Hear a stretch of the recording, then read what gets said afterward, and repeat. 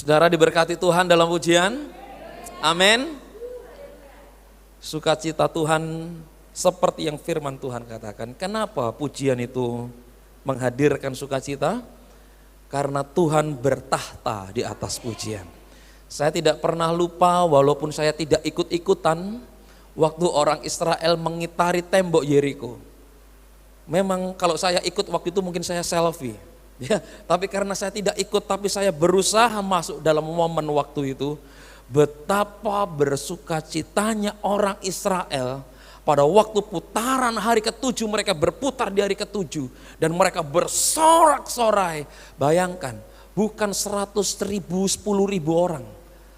Satu bangsa, 2 juta orang berputar bersama-sama dan mereka teriak bersama-sama. Tembok yang begitu tebal 12 meter roboh dan kuasa Tuhan menang pada waktu itu. Itu sebabnya pada waktu memuji Tuhan, wah, jangan lewatkan momentum memuji Tuhan. Karena di dalam pujian ada kuasanya Tuhan. Amin. Yang mampu kuatkan kita, yang mampu memberikan harapan baru, dan tidak mustahil pujian yang kita naikkan memberikan kesembuhan. Karena kita percaya dalam pujian. Saudara, saya ingin mengajak kita melihat satu tema tentang beribadah kepada Tuhan. Itu sebabnya saya mengundang, mari kita membuka Alkitab yang secara fisik yang dibawa ataupun Alkitab secara elektronik. Mari dibuka di dalam Keluaran 13 ayat yang ke-8. Saya memberi waktu kita cari terlebih dahulu Keluaran pasal yang ke-13 ayat yang ke-8. Kalau sudah mendapat, mari kita bangkit berdiri dan kita akan membaca bersama dan mengamenkannya bersama-sama pula. Keluaran 13 ayat yang ke-8. Mari kita membaca 2, 3. Pada hari itu harus kau beritahukan kepada anakmu laki-laki. Ibadah ini adalah karena mengingat apa yang dibuat Tuhan kepadaku pada waktu aku keluar dari Mesir. Amin. Silakan duduk Bapak Ibu Saudara. Dalam hidup kita ada satu hal yang tidak bisa kita lewatkan atau kita lupakan. Satu hal itu yaitu berbicara tentang yang namanya beribadah.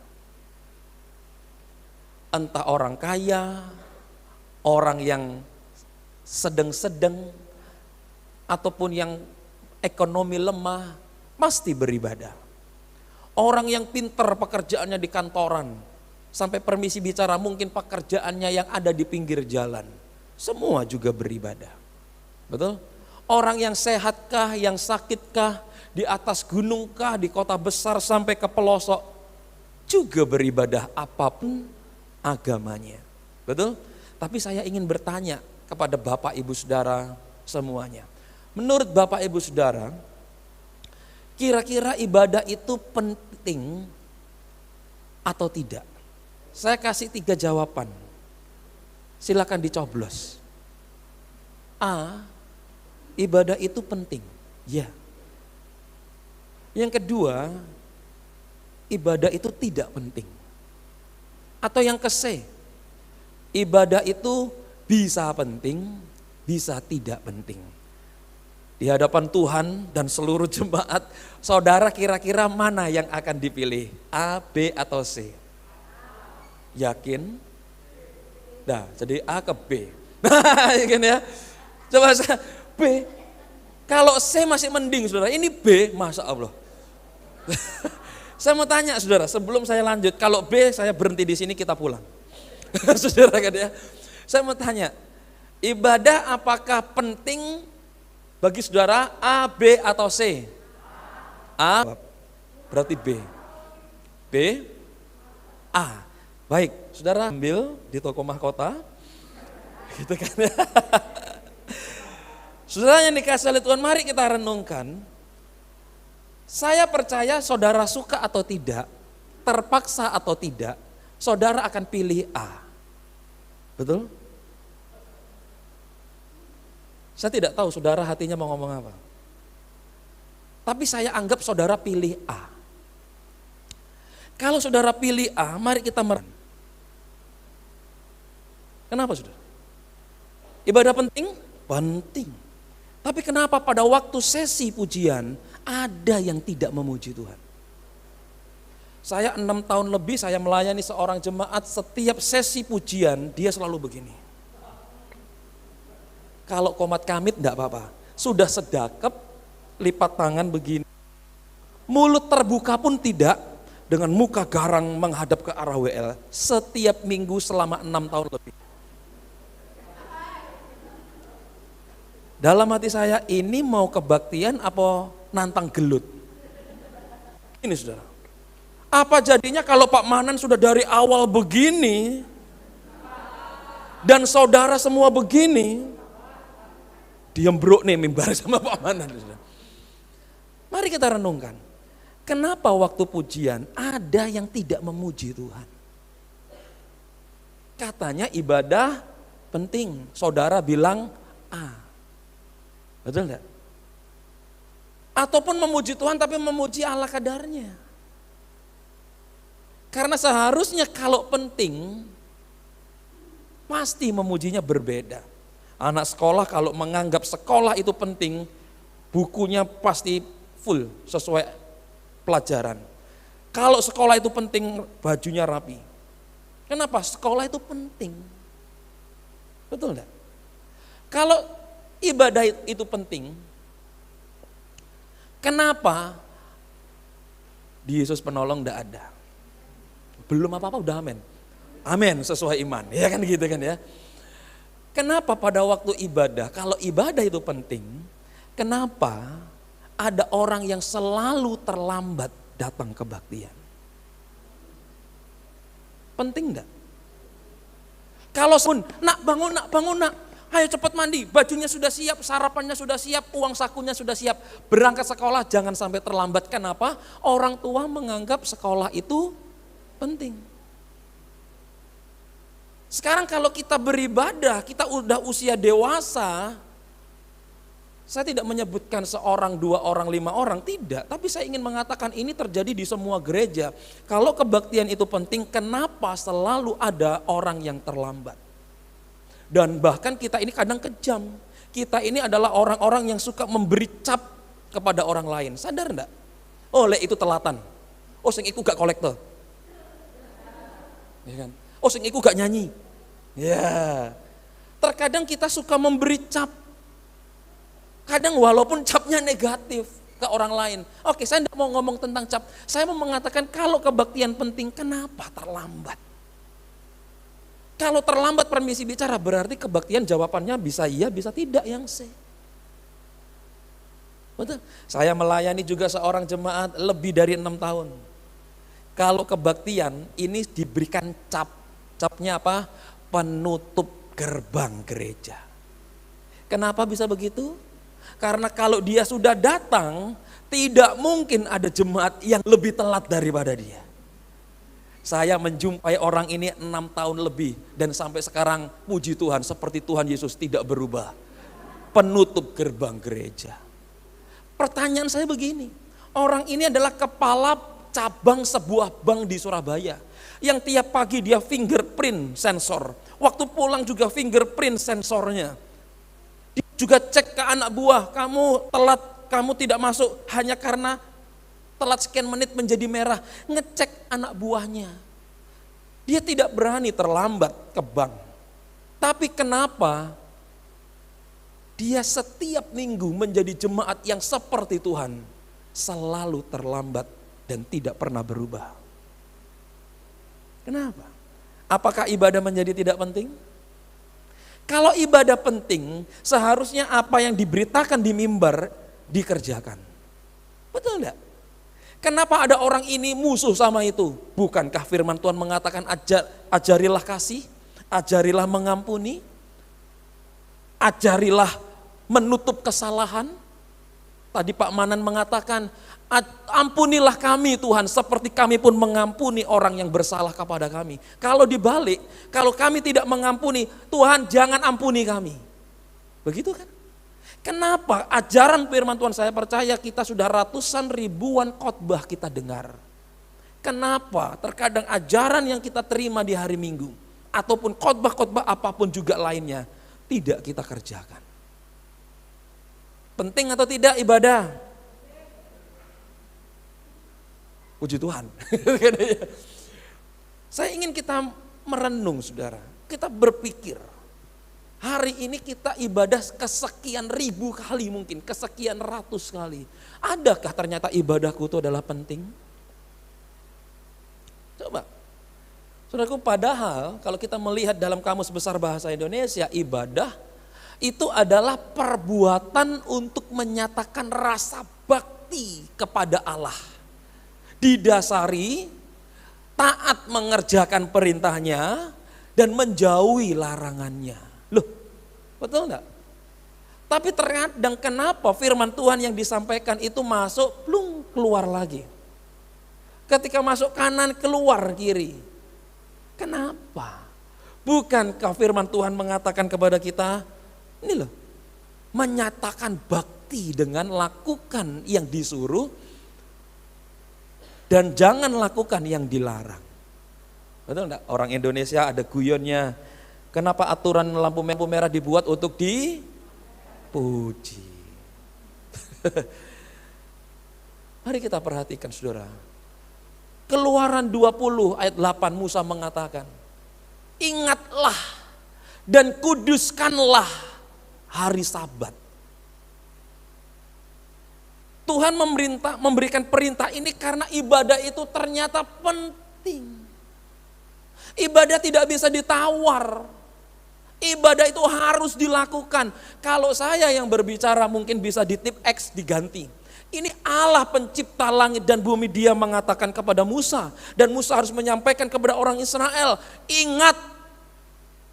Oke, jangan ngomong kuduskan, ingat saja. Jangan menjadi orang amnesia. Saya tidak tahu orang amnesia itu bisa sembuh dengan apa. Tuhan yang mengatakan ingat. Tidak hanya ingat, kuduskanlah. Artinya ingat dan pisahkan hari ini dengan hari-hari yang lain. Dan itu adalah harinya Sabat. Kalau begini apakah penting? Sangat amat penting. Ulangan 6:13, engkau harus takut akan Tuhan Allahmu. Kepada dia haruslah engkau beribadah. Dan namanya harus engkau bersumpah. Coba saudara. Jadi ibadah itu bukan sesuatu yang bisa ya bisa tidak. Ibadah itu merupakan darah daging kita. Ibadah itu sesuatu yang amat sangat penting. Yang harus kita lakukan. Nah sekarang kita lihat. Kenapa Tuhan ingin kita beribadah? Nah tadi kan cuma ayat. Sekarang kita lihat, kenapa Tuhan ingin kita ibadah? Apakah supaya ketemu, halo. Apakah nikmati musiknya? Atau nikmati apa? Sebagian gereja selesai kebaktian ada konsumsi. Selesai kebaktian, puji Tuhan ada konsumsi. Siapa tahu tahun depan Yesus penolong ada konsumsinya. Ya kan? Enggak mau saudara.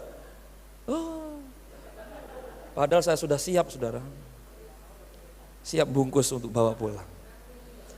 Kita akan lihat hari ini kenapa Tuhan ingin saya beribadah. Saudara beribadah. Kenapa?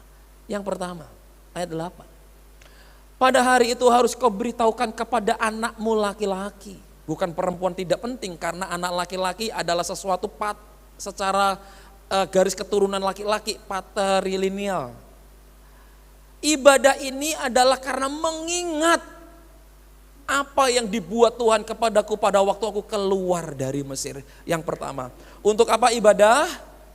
Mengingat kebaikannya Tuhan. Muncul pertanyaan, apakah kalau saya tidak kebaktian maka saya tidak mengingat kebaikan Tuhan? Pasti mengingat. Persoalannya bukan masalah mengingat atau tidak. Persoalannya ini perjumpaan dengan Tuhan di hari Sabat, itu loh yang penting. Dan perjumpaan di hari Sabat salah satunya mengingat kebaikannya Tuhan. Saudaraku yang dikasih oleh Tuhan, coba kita lihat. Ada istilah kacang lupa penjualnya. gitu, karena dibawa lari udah lupa sama penjualnya. Kacang lupa kulitnya. Pertanyaannya, kenapa istilah ini muncul? Ada Ibu Lili, saudara-saudara jangan dekat Bu Lili. Bu Lili ini seperti kacang lupa kulitnya. Contoh, apa artinya? Tidak pernah makan kacang? Apa hubungannya kacang dengan ingat kasih Tuhan? Kan gitu, saudara. Saudaraku, kacang lupa kulitnya tuh mengisyaratkan lu lupa sudah menerima kebaikan yang aku kasih. Kamu tidak ingatkah malam-malam di tengah hujan, engkau datang ke rumahku sambil mengemis tidak punya tempat penginapan? Engkau dari desa, akhirnya aku siapkan rumahku jadi rumahmu. Engkau lupakah pada waktu engkau tidak punya uang, tapi engkau mau kerja, tidak punya modal? Lupakah engkau, aku sisihkan uangku, aku berikan kepadamu, bukan pinjam, tak berikan kepadamu supaya engkau punya modal dan engkau bekerja? Lupakah dirimu pada waktu engkau tidak punya makanan, pada waktu engkau sakit, pada waktu engkau tidak punya apa-apa? Siapa yang kau cari? Aku. Sekarang engkau sudah sukses, aku telepon tidak diangkat, aku datang engkau tidak mau nemui. Kacang lupa kulitnya. Melupakan kebaikan orang. Saudaraku, pedih. Melupakan kebaikan orang itu sakit, menyesakkan. Begitu juga kalau kita melupakan kebaikannya Tuhan. Tuhan itu tidak punya rasa, kalau engkau enggak kebaktian, aku sedih. Enggak. Tuhan tidak punya rasa itu. Tapi Tuhan juga punya perasaan. Aku memberkati engkau pada waktu engkau berdoa minta berkat. Aku menyembuhkan engkau pada waktu engkau berdoa minta kesembuhan. Aku memberkati keamanan pada waktu engkau mau tidur. Sekarang engkau tidak pernah beribadah. Engkau lupa kebaikanku. Saudaraku ini kasih Tuhan, hari ini baru kita akan melihat apakah memang pentingkah ibadah itu. Saya katakan sangat amat penting. Ayat 8. Kau beritahukan kepada anakmu laki-laki, calon-calon pemimpin. Ibadah ini untuk mengingat apa yang diingat.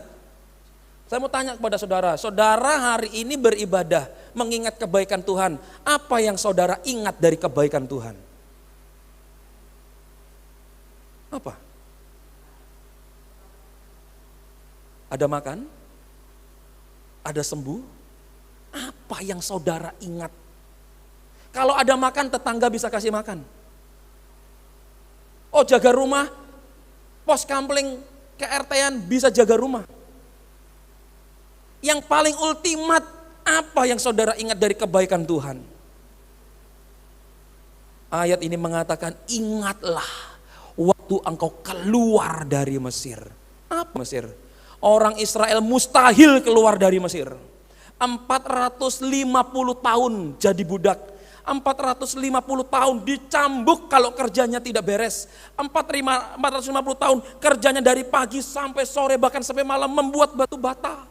Membuat jalan, membuat terowongan air di padang gurun. Kalau di Ngunut enggak apa-apa. Ini di padang gurun di Timur Tengah begitu amat terjal dan panas. Dan engkau teriak kepada Tuhan. Dan Tuhan melahirkan Musa dan menyuruh Musa memimpin engkau keluar. Dikatakan engkau keluar dari Mesir, ingatlah. Makanya engkau harus beribadah.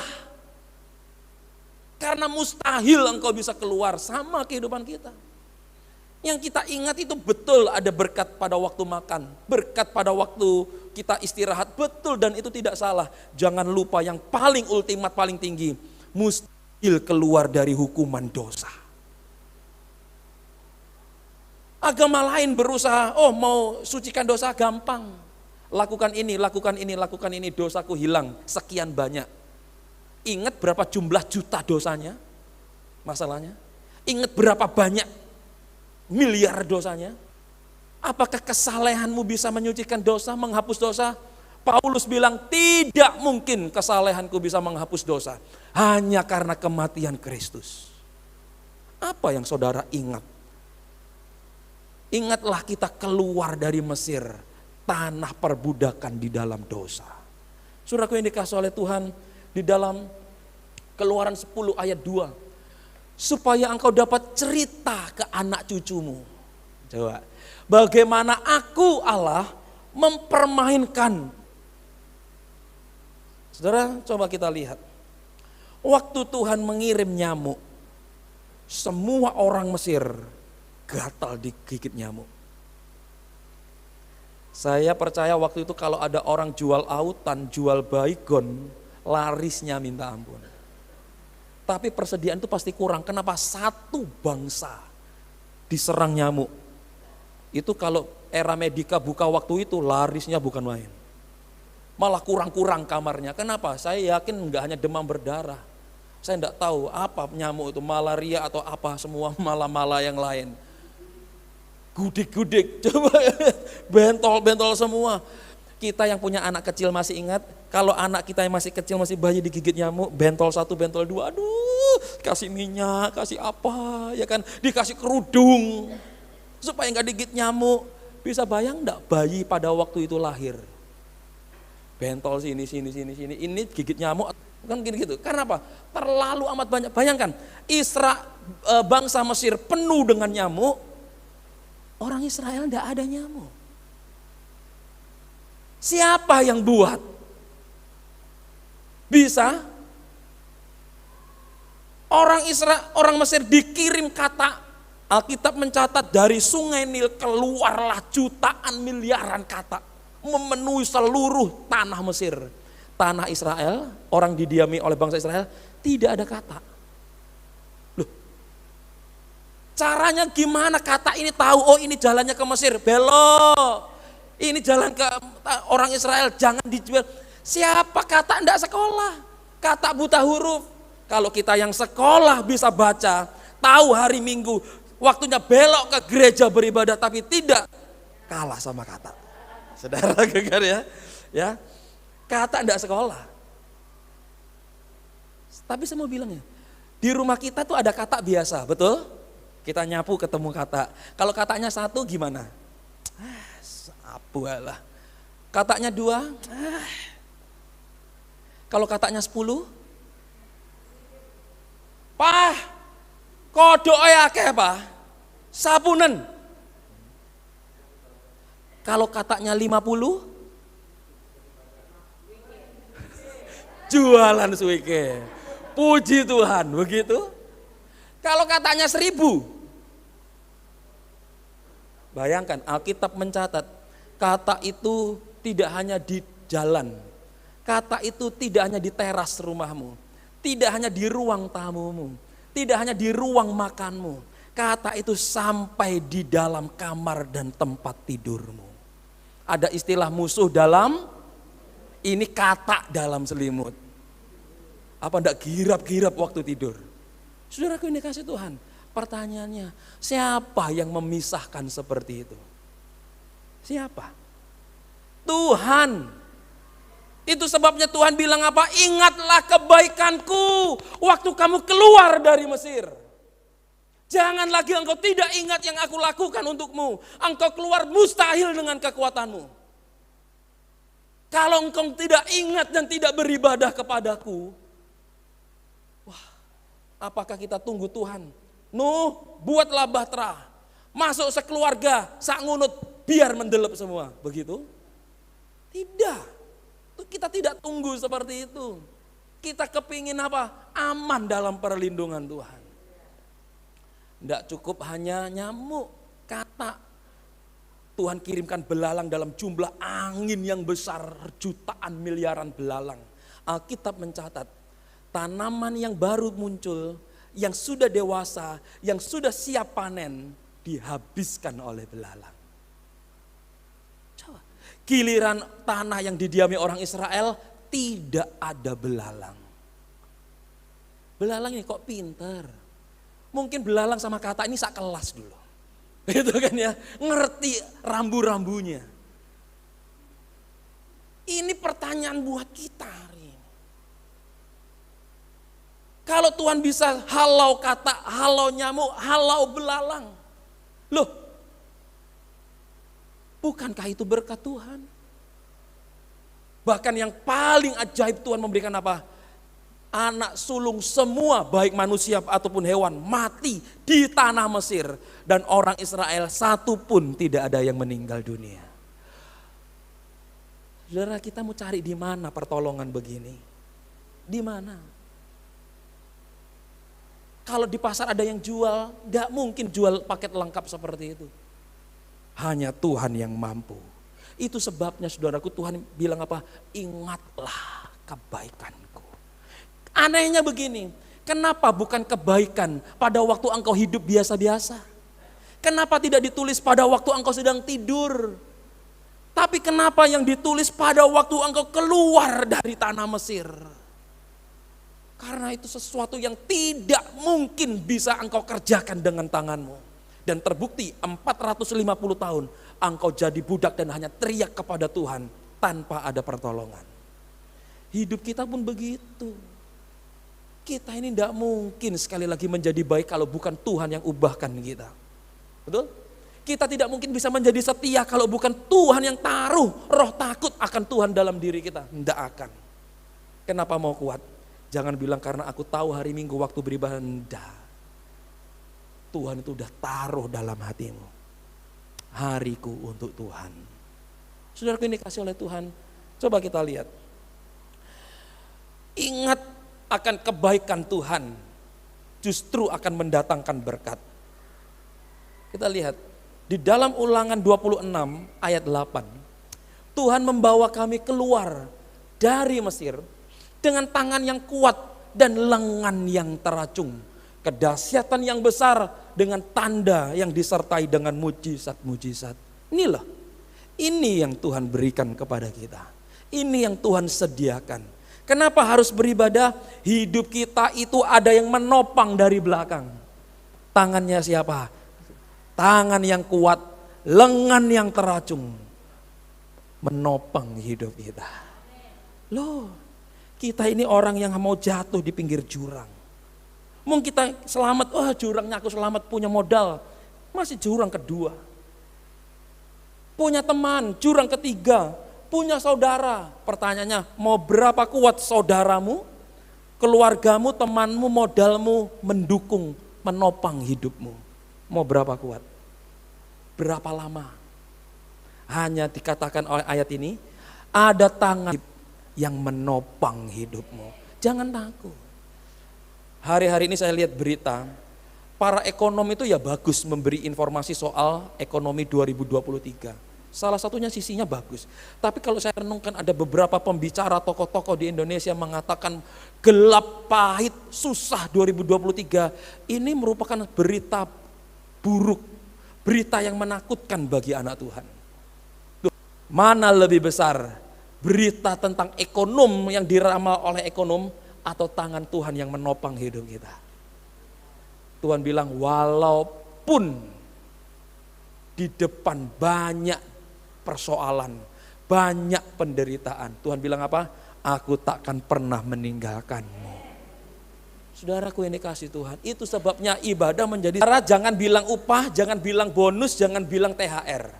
Saudara kerja masih bisa ngopi, saudara kerja masih bisa tertawa, itu berkat Tuhan. Amin. Saya punya data, coba lihat. Ini data singkat. Di Amerika hanya tahun 2015 ada 3 kategori pekerjaan yang membuat tinggi bunuh diri. Kategori yang pertama itu adalah bidang pembangunan dan pertambangan. Per 100.000 orang itu orang bunuh diri 54 kasus. Amerika itu ada banyak negara bagian. Jutaan.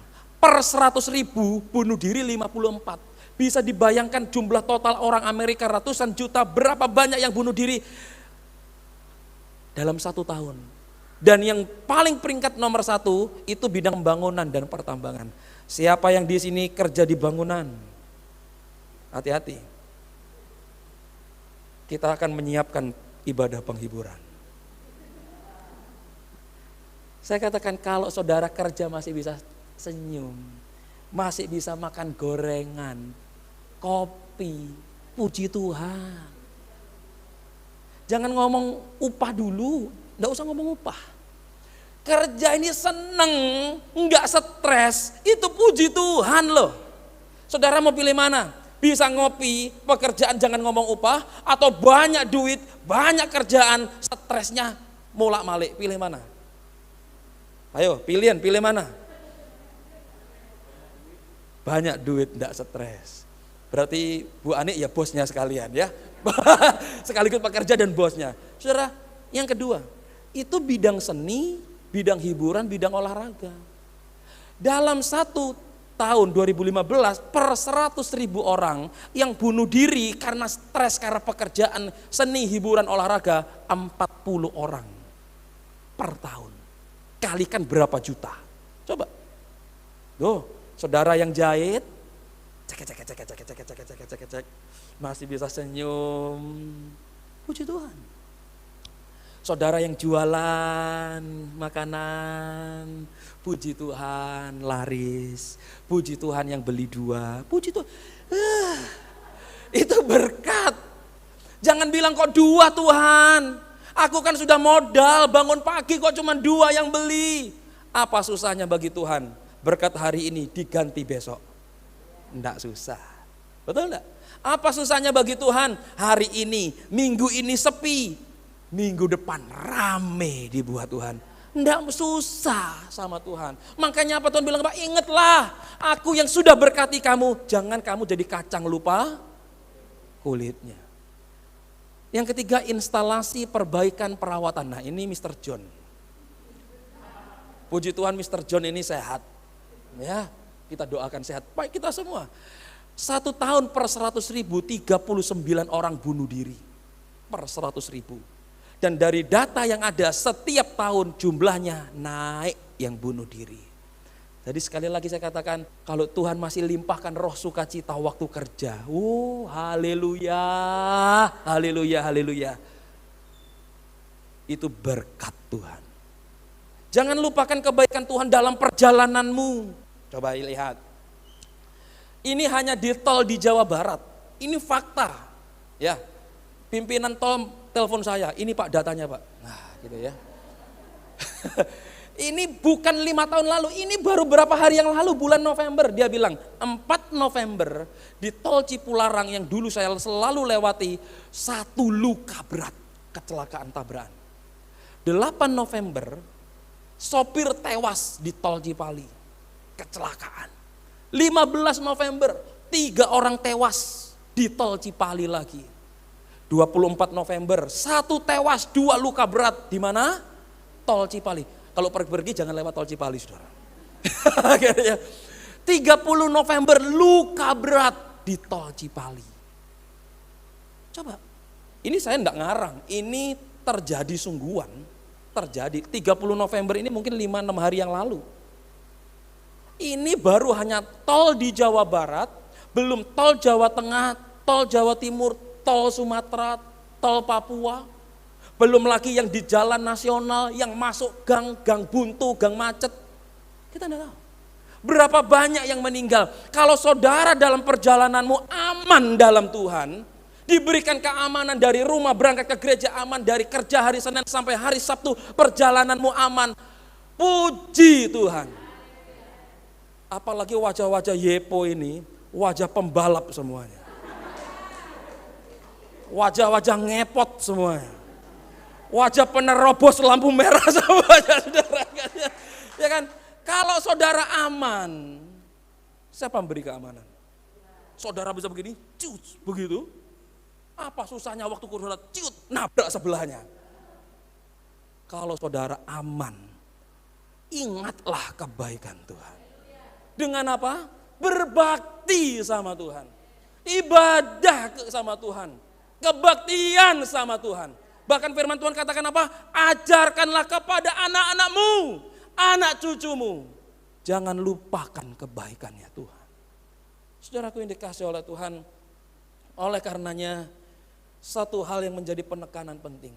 Ibadah itu adalah tentang sikap hati, menghargai pertemuan dengan Tuhan.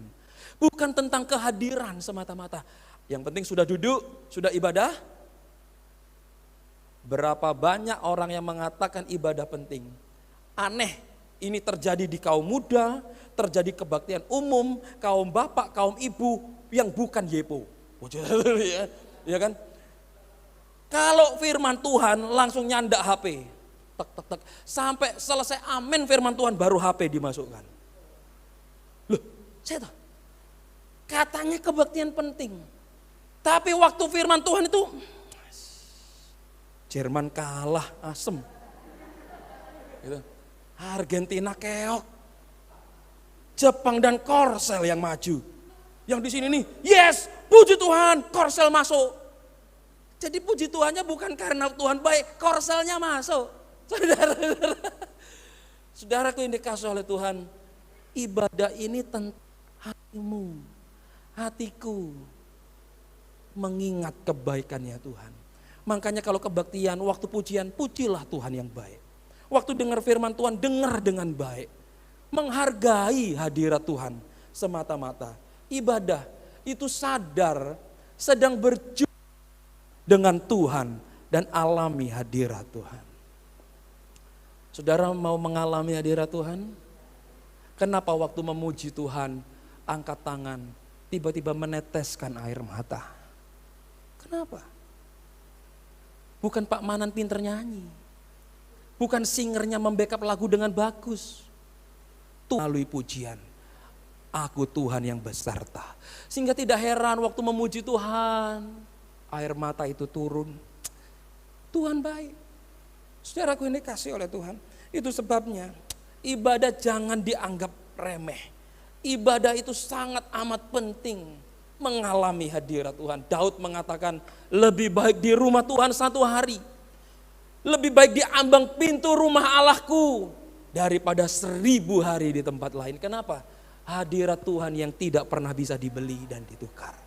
Saudaraku yang dikasih Tuhan, itu sebabnya ibadah menjadi perjumpaan yang membuat kita tambah hari mengingat kebaikannya Tuhan. Jangan seperti kacang lupa kepada kulitnya. Saudara, tadi dikatakan di dalam ayat ini, perjumpaan dengan Tuhan. Ada orang yang mengatakan begini, saudara, apa yang saudara pakai waktu datang beribadah? Engkau berjumpa loh, berjumpa dengan Tuhan. Waktu Musa berjumpa dengan Tuhan, Tuhan berkata apa? Musa, lepaskan kasutmu. Karena tanah di mana kamu berdiri, aku ada di situ. Coba tengok kanan kirimu, ada yang pakai apa? Oke, Mas. Saya mengatakan, ketika beribadah, jangan bilang Tuhan tidak perhatikan apa yang kita pakai. Tuhan perhatikan yang kita pakai. Ada yang mengatakan, oh Tuhan tidak melihat, Tuhan tidak menilai berapa banyak rupiah nominal yang kita kasih. Saya katakan, Tuhan melihat nominal yang kita persembahkan kepada Tuhan. Tuhan lihat, ingat saudara, seorang janda tua nenek miskin elek, Tuhan catat dan dicatat, dikhotbahkan di seluruh dunia. Nenek tua janda miskin memberikan 1 peser koin. Dan Tuhan katakan apa? Dia memberi yang terbesar. Kenapa? Karena itu yang dia punya. Tuhan lihat nominal yang kita punya. Engkau punya, engkau kasih receh sama Tuhan. Tuhan terima. Tuhan tidak pernah nolak. Tapi kalau engkau kasih receh, jangan harap berkat gunung yang kau dapatkan. Betul? Kalau kita aja kerja keras supaya dapat berkat gunung, bisakah berkat gunung kita lakukan dengan makan tidur? Tidak bisa. Begitu juga dengan Tuhan. Tuhan pasti memberkati. Dan Tuhan lihat loh, Tuhan lihat, Tuhan catat.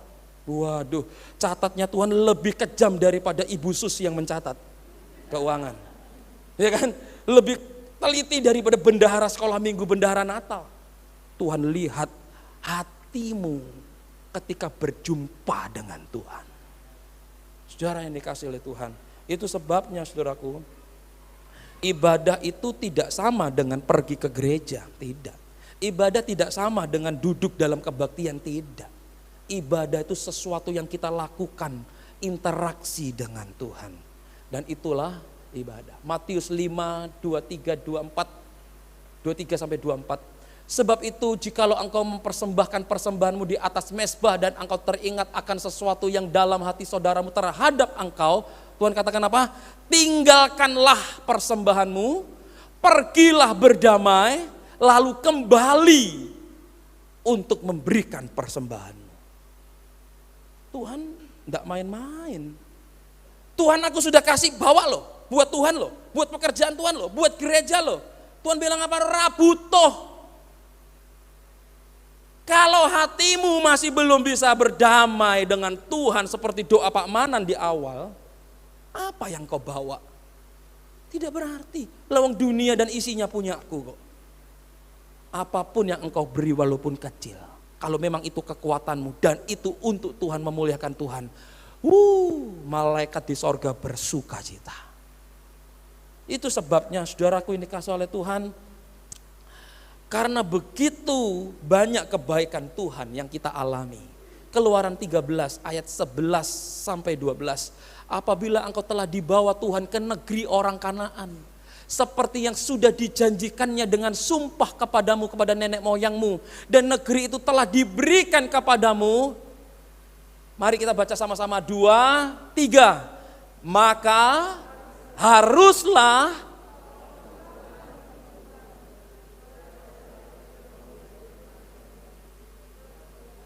amin. Bagian ini tidak berani baca. Kenapa tidak berani baca? Tuhan bilang, setelah engkau teriak 450 tahun, engkau sudah melihat perbuatan ajaib di matamu. Tuhan, kini giliran Tuhan, persembahkanlah. Apa yang dipersembahkan? Segala yang lahir terdahulu dari kandungan. Setiap kali ada hewan yang kau punya beranak, yang pertama kali, yang sulung, Tuhan punya, buah sulung. Tuhan, aku beli kambing ini anak pertama. Kebanggaanku, kok enak tak kasih kepada Tuhan. Tuhan lupa ya aku ngarit. Tuhan lupa aku beli katolnya. Tuhan lupa aku bayar orang untuk jaga kambingku. Sekarang beranak cuma satu diminta oleh Tuhan. Sebanding enggak dengan ayat yang di atasnya? Sebanding enggak jumlah korban anak sulung dengan Kanaan yang diberikan? Enggak sebanding. Hari ini jangan bilang perhitungan sama Tuhan. Enggak. Sorga itu yang dijanjikan Tuhan kepada kita tidak sebanding dengan persembahan apapun yang kita kerjakan. Tapi Tuhan kepingin kita memberikan persembahan karena mengingat kebaikannya Tuhan. Saya paling sedih kalau ketemu orang tuh perhitungan sama Tuhan. Wah, dalam hatiku, kamu hitungan kebaikannya Tuhan bisa? Tidak akan pernah bisa kau hitung. Kalau begitu jangan hitung-hitungan sama Tuhan. Senin sampai Minggu, berikutnya, tidak pernah tangan Tuhan lepas darimu. Jangan perhitungan sama Tuhan. Saudaraku yang dikasih oleh Tuhan, ini kalau kita mau melihat secara ekstrim, saudara, Tuhan itu ingin jadi berhala loh dalam hidup kita. Orang Kristen tidak boleh punya berhala. Tapi Tuhan kepingin kalau bisa aku pun mau jadi berhala dalam hidupmu. Yang menyita waktumu, yang menarik perhatianmu, yang memberikan kecanduan dalam dirimu, yang mengikat dirimu untuk bisa mengingat kebaikannya Tuhan. Tuhan itu Tuhan lebih dari segala berhala. Tapi kalaupun supaya caranya bisa seperti itu, jadikan aku berhala dalam hidupmu. Kalau aku jadi berhala dalam hidupmu, pasti aku akan menyita waktumu, menyita perhatianmu, mencandukan dirimu, dan mengikatkan dirimu kepada diriku. Tuhan kepengen hubungan yang seperti ini. Itu sebabnya saudaraku yang dikasih oleh Tuhan, mari, kalau kita sudah merasakan kebaikan Tuhan, jangan bilang ibadah bisa iya, bisa tidak. Ibadah harga mati. Kenapa? Aku keluar dari Mesir. Aku masuk ke Kanaan. Aku masuk ke sorga yang mulia. Tidak bisa dibandingkan. Itu sebabnya saudaraku yang dikasih Tuhan, tidak ada sukacita lain, saya hamba Tuhan, melihat Bapak Ibu Saudara setia sama Tuhan. Tidak ada sukacita lain, melihat Bapak Ibu, anak-anak cucumu setia di dalam Tuhan. Saudara kasih persembahan, kami senang.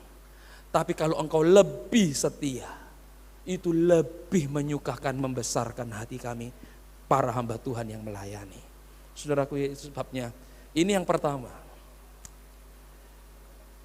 Yang kedua kita lihat di lain kesempatan, karena waktunya habis. Saudara ya, saya mengundang saudara, cintalah Tuhan. Ingatlah Tuhan. Dia tak pernah tinggalkanmu. Dia punya banyak cara, banyak jalan mendatangkan pertolongannya dalam hidupmu. Amin. Jangan lupakan kasihnya, ingat dia, dan takkan ku ragu mengikut Tuhan. Saya mengundang WL Singer ke depan.